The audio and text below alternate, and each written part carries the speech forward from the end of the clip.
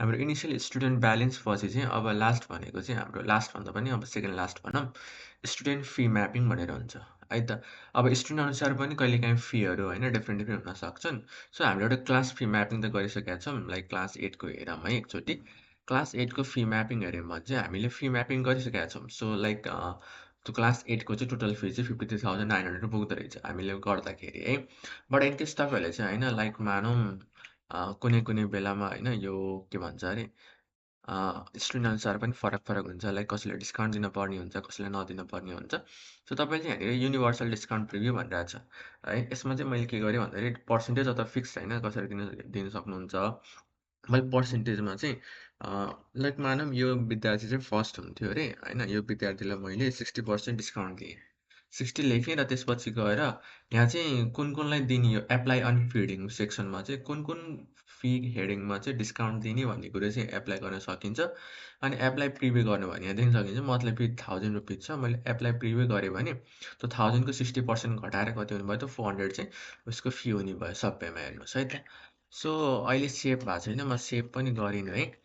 अनि त्यसपछि गएर अब यो त हाम्रो मन्थली फी भइहाल्यो होइन। तर अघि हामीले के गरेका थियौँ भन्दाखेरि कसैलाई एक्स्ट्रा फी म्यापिङ पनि कसैले दिने कसैले नदिने गरेका थियौँ। सो देन सकिन्छ कि हाम्रो एक्स्ट्रा फी म्यापिङपछि चाहिँ कसैको चाहिँ कसैको 54,400 छ, कसैको कति छ होइन। यो चाहिँ तपाईँको त्यो एक्स्ट्रा फी म्यापिङपछि कुरा भयो। जस्तै मैले यहाँ भ्यू म्याप गरेँ, एक्स्ट्रा फी नै लागेको होला सायद। Counter fee, annual fee, exam fee, transportation fee 500। अब त्यसपछि गएर तपाईँको स्कलरसिप पनि एलॉटेड भनेर छ होइन। अब त्यो जो यहाँ स्कलरसिप त राख्नुहुन्छ, तर कुनमा लगाउने भन्ने कुरो पर्छ होइन।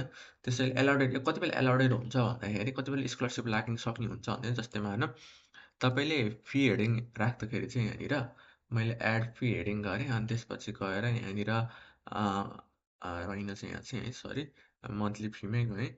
अनि मन्थली फीमा चाहिँ यो स्कलरसिप एप्लिकेबल भन्नेमा टिक लगाउनु भयो भने बल्ल गएर के हुन्छ भन्दाखेरि त्यहाँनिर चाहिँ स्कलरसिप लगाउन सकियो है त। भनेको त्यहाँनिर त्यो युनिभर्सल डिस्काउन्ट लगाउन सकियो।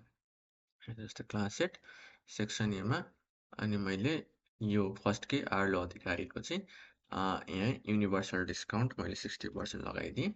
अनि एप्लाई प्रिभ्यू अब 400 कुनै महिनामा अलिकति चेन्ज गर्नु छ भने पनि चेन्ज गर्न सक्नुहुन्छ 300 भन्दै है त। सो मैले 400 नै राखेँ अहिलेको लागि। अनि अरू जस्तै यहाँनिर यो यिनीहरू चाहिँ लक्ड हुन्छन् है। यो चाहिँ कस्तो भन्दा स्कलरसिप लगाउन नमिल्ने है, जति छ त्यति के भन्छ लिन पर्ने कि यो चाहिँ तपाईँले उतै फी हेडिङमा राख्दाखेरि यदि यिनीहरूलाई चाहिँ स्कलरसिप लगाउन मिल्दैन भन्नुभयो भने तपाईँले यहाँनिर ज्यानजाल होइन तपाईँले त्यो स्कलरसिप चाहिँ लगाउन सक्नुहुन्न।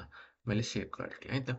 सो यसरी हाम्रो के हुन्छ फी हेडिङ चाहिँ सेभ भयो। टोटली हाम्रो अघि कति थियो अब अहिले चाहिँ 46,700 पुग्यो है त। 53,900बाट स्कलरसिप लगाइसकेपछि 60% स्कलरसिप पछि।